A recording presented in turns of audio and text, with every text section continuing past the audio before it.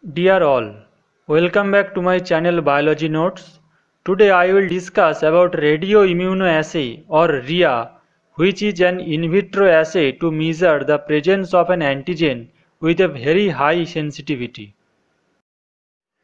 Let's see the contents of the video. I will discuss definitions of radioimmunoassay, general overview on radioimmunoassay, applications of radioimmunoassay, principle, examples of solid phase radioimmunoassay, and different limitations of radioimmunoassay. I have mentioned two basic definitions of radioimmunoassay.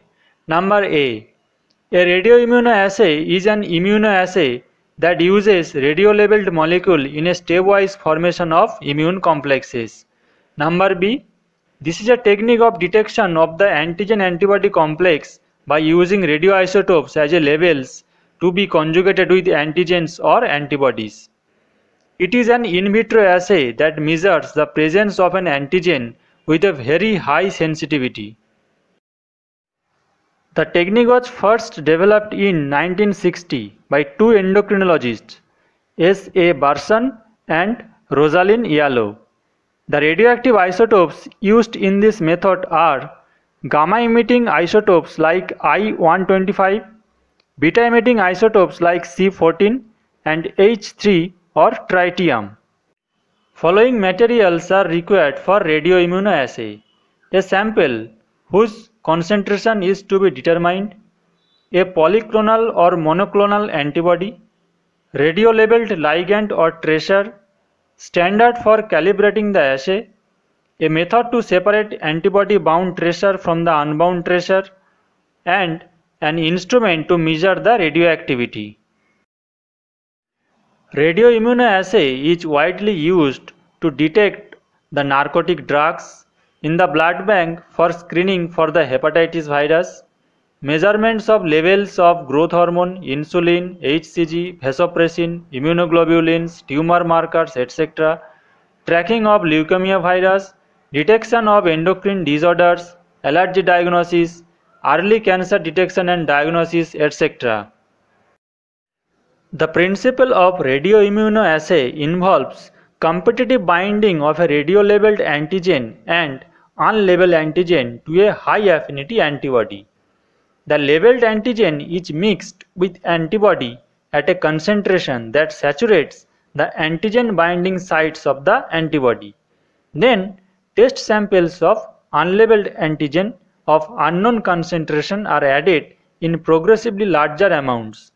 The antibody does not distinguish labeled from unlabeled antigen. So, the two kinds of antigen compete for available binding sites on the antibody.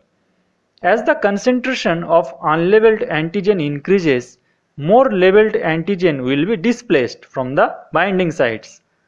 The decrease in the amount of radio-labeled antigen bound to specific antibody in the presence of test sample is measured in order to determine the amount of antigen present in the test sample. Here is a diagram of a solid phase radioimmunoassay to detect the level of antigen of hepatitis B virus in the blood serum. First, antibody of hepatitis B virus or HBsAg are coated in a microtiter oil. The concentration of HBsAg is known. Then, antigen of hepatitis B virus, which is labeled by radioactive isotope iodine-125 or I-125 HBsAg, is added to bind with antibody. Here also, the concentration of I-125 HBsAg is known and shown in red color. Now, increasing amount of serum sample is added. Previously, we do not know whether this test sample is infected or uninfected. The infected serum antigen or HBsAg is shown here as green color. The fourth step is the incubation period. In this time, both labeled and unlabeled antigen will compete each other to bind with the HBsAg. If the serum is infected or HBsAg is present in the sample, then it will displace most of the bound labeled antigen. And if we measure the radioactivity of antigen-antibody complex, we will find less radioactivity. We can conclude that the serum contains HBs antigen and the patient is infected with hepatitis B virus. If the serum is uninfected or HBs antigen is absent, then more radiolabeled antigen will remain binding with the HBsAg. The antigen-antibody complex will show high radioactivity. So we can conclude that the patient is not infected with hepatitis B virus. So this is a very simple diagram to show how the radioimmunoassay is done. Hope you all understand. A standard curve is obtained by adding increasing concentrations of unlabeled HBs antigen to a fixed quantity of I-125 HBs antigen and specific antibody. From the plot of the percentage of labeled antigen bound versus the concentration of the unlabeled antigen, the concentration of HBs antigen in unknown serum samples can be determined by using the linear part of the curve. There are few limitations of radioimmunoassay. These are high cost of equipment and reagents, short shelf life of radiolabeled compounds, disposal of radioactive waste is a serious problem for workers, chance of false test. So this is all about the general concept on radioimmunoassay.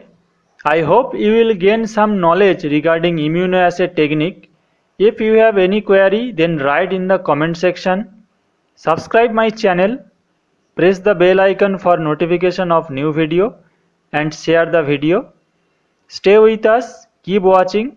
Thank you.